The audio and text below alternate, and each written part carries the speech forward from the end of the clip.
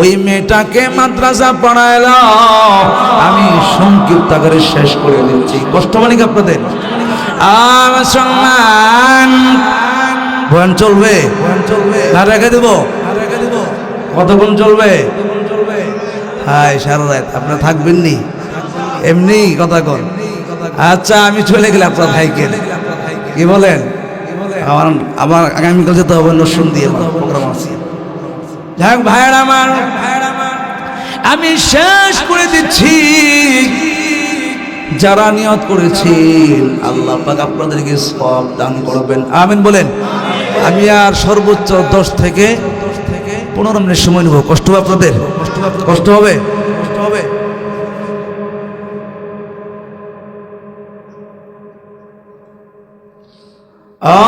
সম্মান আমি ইনশাআল্লাহ শেষ করে দিব। মুসলমান কি বলতেছিলাম, একজন মার একটা মাত্র মেয়ে ছিল। কি ছিল? একটা মাত্র মেয়ে ছিল। ওই মেয়েটাকে মাদ্রাসা পড়াইলো। কোথায় পড়াইলো? মাদ্রাসায় পড়াইলো। মুসলমান মাদ্রাসা পড়ার পর ওই মেয়েটা কোরআনে হাফেজা হয়েছে, আলেমা হয়েছে। ওই মেয়েটা ঘরের মাঝে প্রত্যেকটা দিন তাহাজ্জুদ নামাজ পড়ে, সুবহানাল্লাহ বলেন, প্রত্যেক দিন তেলাওয়াত করে। এইভাবে তেলাওয়াত করতে করতে, তাহাজ্জুদ নামাজ পড়তে পড়তে আল্লাহর কাছে এমন প্রিয় বান্দি হয়েছে। ওই বান্দি এখন যখন তেলাওয়াত করত, হাজার হাজার ফেরেশতারা আয়েশা তেলাওয়াত শুনত।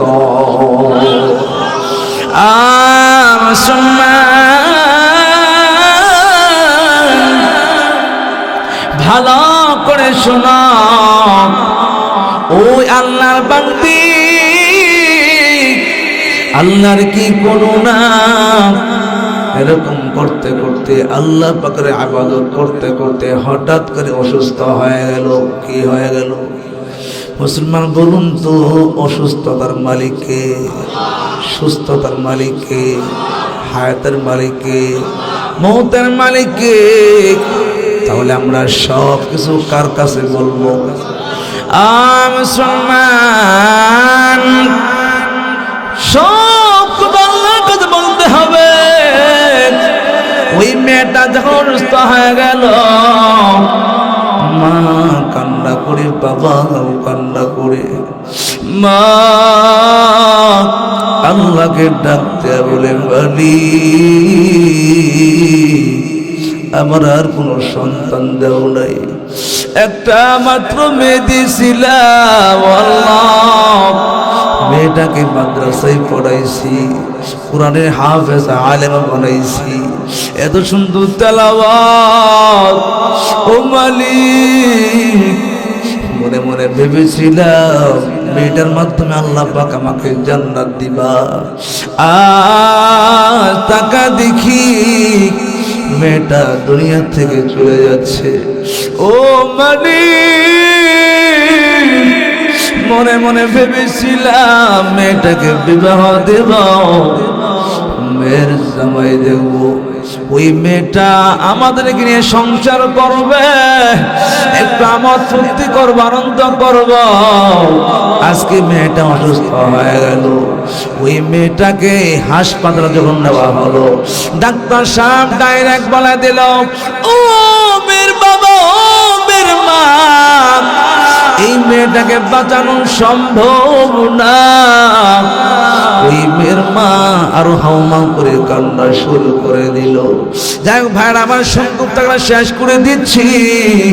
ওই মেয়েটা শেষ পর্যন্ত দুনিয়া ছেড়ে চলে গেল।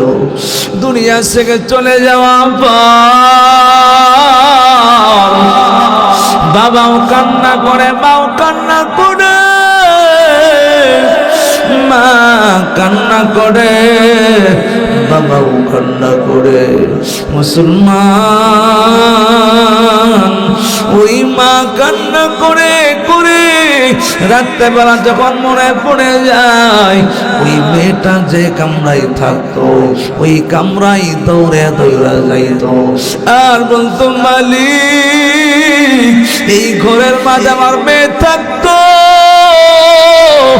রাত্রেবেলা কোরআন তেলাওয়াত করতো, কোরআন আওয়াজ শুনতাম। আজকে টাকা দেখি আমার মেয়ে নাই, কোরআন তেলাওয়াত নাই। ও মালিক,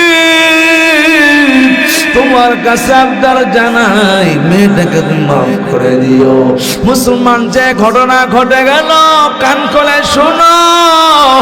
এবার হঠাৎ করে কোনো দিন ওই মা যখন নাকি মেয়ের কথা মনে পড়ে গেল, রাত্রেবেলা 1টার পরে যখন নাকি মেয়ের কামরায় দৌড়ে চলে গেল, গিয়া দেখে ওই মেয়ে কামরায় আমার মেয়ে নাই, কিন্তু হাজার হাজার লোকের কান্নার আওয়াজ শোনা যায়। ও মুমিন,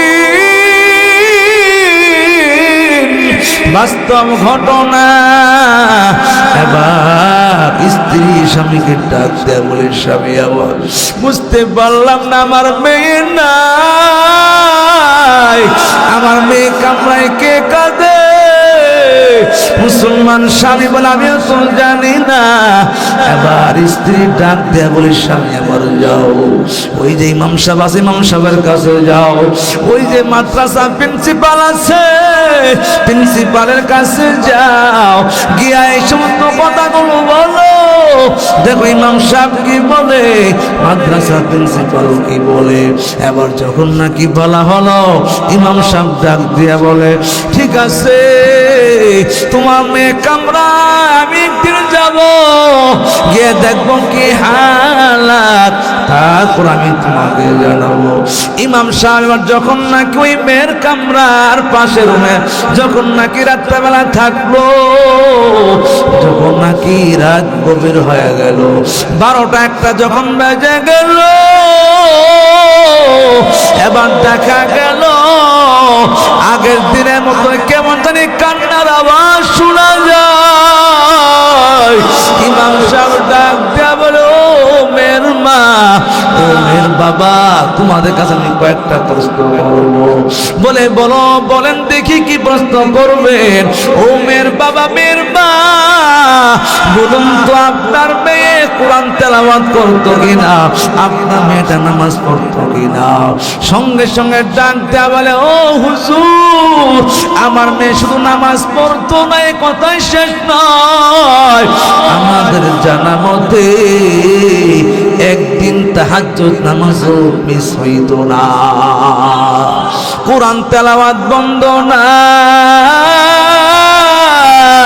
রাত্রেবেলা গভীর রাতে উঠে আল্লাহর কাছে কান্না করতো আর তেলাওয়াত করতো, আর আল্লাহর কাছে গুনগুন করে কান্না করতো, আমাদের জন্য দোয়া করতো। মুসলমান ইমাম সাহেব ডাকতে বলো, মেয়ের মা, ও মেয়ের বাবা, তোমাদের ভাগ্য ভালো, তোমাদের ওই মেয়েটা যদিও দুনিয়া ছেড়ে চলে গেছে, তোমার ওই মেয়েটা যখন নাকি দুনিয়ার জীবনে ছিল, যখন নাকি তেলাওয়াত করতো, যখন নাকি গুনগুন করে কান্না করে করে তেলাওয়াত করতো, আসমান থেকে ফেরেশতারা আসিয়া তোমার মেয়ের তেলাওয়াত শুনতো। সুবহানাল্লাহ বলেন। ও মুমিন, এবার ডাক দেয়া বলে, ও মা, আজ তোমার মেয়ে দুনিয়াতে নাই, আজ তোমার মেয়ের জন্য হাজার হাজার ফেরেশতারা আসিয়া তোমার মেয়ের কামরায় তোমার মেয়ের জন্য মাগফিরাতের দোয়া করতেছে। ও মুমিন, ইমাম সাহেব ডাক দেয়া বলে, মাগফিরাতের দোয়া করে আর আল্লাহর কাছে দোয়া করে, মালিক এমন একটি মেয়ে তুমি দুনিয়া ছেড়ে নিয়ে গেলা, এমন একটি বান্দি তুমি নিয়ে গেলা, যার তেলাওয়াত শুনতাম মনকে ঠান্ডা করতাম। ও মালিক, আর সেই মেয়েটা দুনিয়াতে নাই। ও আল্লাহ, তোমার কাছে আবদার জানাই, এই মেয়েটাকে তুমি মাফ করে দিয়ে তাকে তুমি জান্নাতের মেহমান বানায় দাও। ও মা বোনেরা, ভালো করে শোনো মুসলমান, ওই মেয়েটা যদি নামাজ পড়ে পড়ে আল্লাহর খাস বান্দি হইতে পারে, ওই মেয়েটা যদি তাহাজ্জুদ নামাজ পড়ে পড়ে আল্লাহর খাস বান্দি হইতে পারে, ওই মেয়েটা যদি শেষ রাতে উঠিয়া গুনগুন করে কান্না করে চোখের পানি ফেলায়া আল্লাহর প্রিয় বান্দি হইতে পারে, কুরআন তেলাওয়াত করে করে আল্লাহর প্রিয় বান্দি হইতে পারে, বলুন তো বর্তমান জামানার মাফেরা যদি কুরআন তেলাওয়াত করি আল্লাহকে পাওয়ার জন্য, যদি তাহাজ্জুদ নামাজ পড়ে আল্লাহকে পাওয়ার জন্য, বলুন তো বর্তমান সময়েও মা বোনেরা আল্লাহর খাস বান্দি হতে পারে কি পারে না? কিন্তু কেন পারে না মুসলমান? আমাদের ভিতরে কোরআন তেলাওয়াত নাই, আমাদের ভিতরে কোরআন নাই, শুধু আছে ডিজে গান। ঠিক কিনা? এই জন্য ডিজে গান বন্ধ করতে হবে। ঠিক কিনা বলেন যুবক ভাইরা? ডিজে গান আরো করবা? আরো করবেন? কে কে এখন থেকে কোরআনের পথে চলবেন? হাত ওরা দেখা দেয়। আল্লাহু আকবার। আল্লাহ পাক সবাইকে কবুল করুন, আমিন বলেন। তাহলে বোঝা গেল এই কোরআন সবচেয়ে দামি। ঠিক কিনা বলেন? এই কোরআনের কারণে মানুষ আল্লাহর কাছে দামি হয়ে যায়। ঠিক কিনা? আবার এই কোরআনকে যদি কেউ না মানে, কোরআনের কারণেই না মানার কারণেই তাকে দুনিয়াতেও বেইজ্জতি হতে হয়, আখিরাতেও বেইজ্জতি হবে। ঠিক কিনা বলেন? এই জন্য আমরা এই কোরআনকে মানতে চাই কি চাই না? চিল্লে মানতে চাই কি চাই না? যদি কোরআনকে মানতে চাই, যদি রাসূলের সুন্নতকে মানতে চাই, তাহলে আপনাদেরকে বলবো, প্রথম নাম্বার আপনাদেরকে যে কথা বলবো, আপনারা যারা আলেম হইতে পারেন নাই, আপনারা আফসোস করবেন, আল্লাহকে দোয়া করবেন। আর যদি পারেন ইমাম সাহেবের কাছে এসে নামাজ শিখবেন। পারবেন না ইনশাআল্লাহ?